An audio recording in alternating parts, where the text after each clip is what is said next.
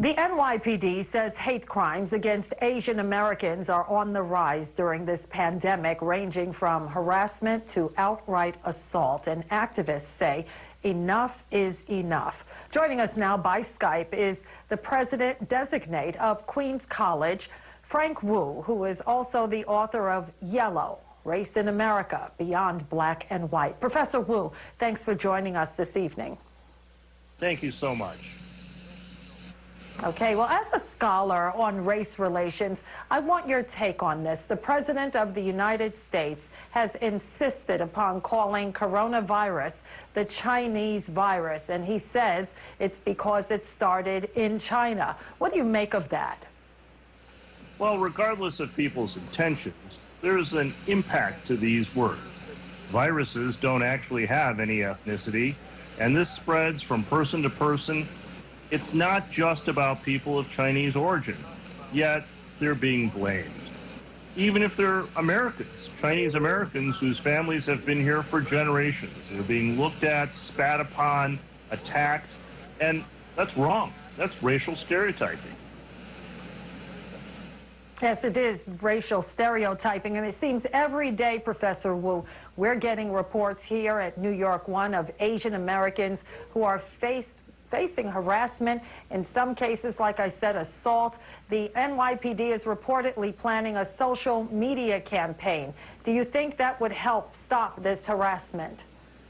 Absolutely. We need to set the tone that this is a moment for us to come together, to cooperate as a community, to demonstrate resilience.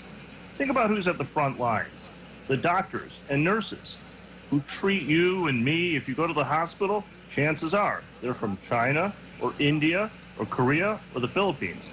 If they're not, their parents or grandparents or their cousins are. So this is a time for us to realize that all Americans, no matter where we're from, whatever our ancestry, that we have to fight this together.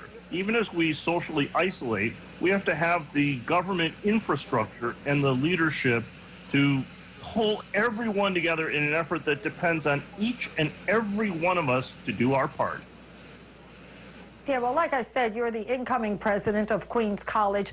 What's the best way, in your view, to educate the masses and teach tolerance, especially during this public health crisis? The reason that I'm so excited, even now, to come and join in this challenge, in this fight at Queens College, is because of diversity. The strength of Queens College and the entire borough of Queens, all of New York City, is that it's welcomed people from the world over and offered them the American dream.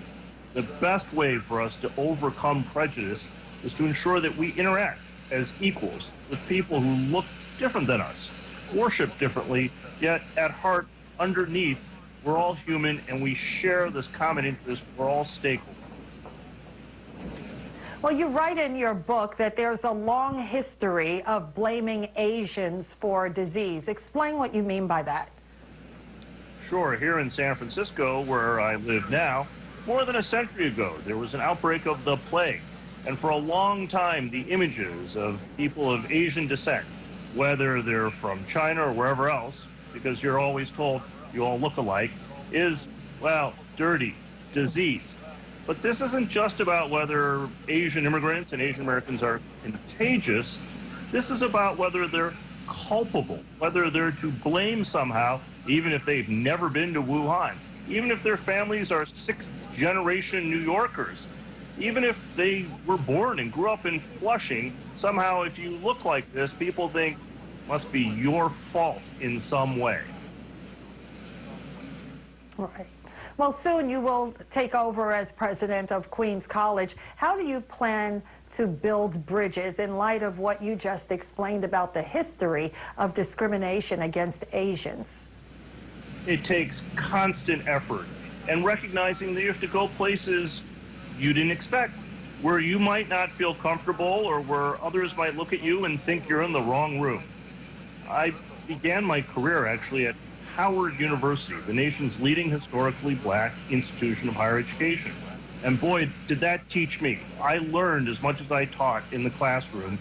And that's what it takes. Every one of us doing a little bit, but all of us seeing that it's a constant process and that we benefit from it. We learn and we grow as human beings, we grow as communities.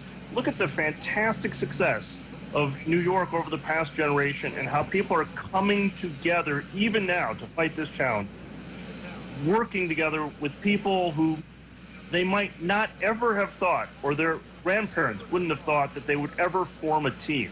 That's what it takes, just constant effort. Well, again, thank you for your thoughts. Good luck on your upcoming presidency at Queens College, Professor Wu. Thank you so very much.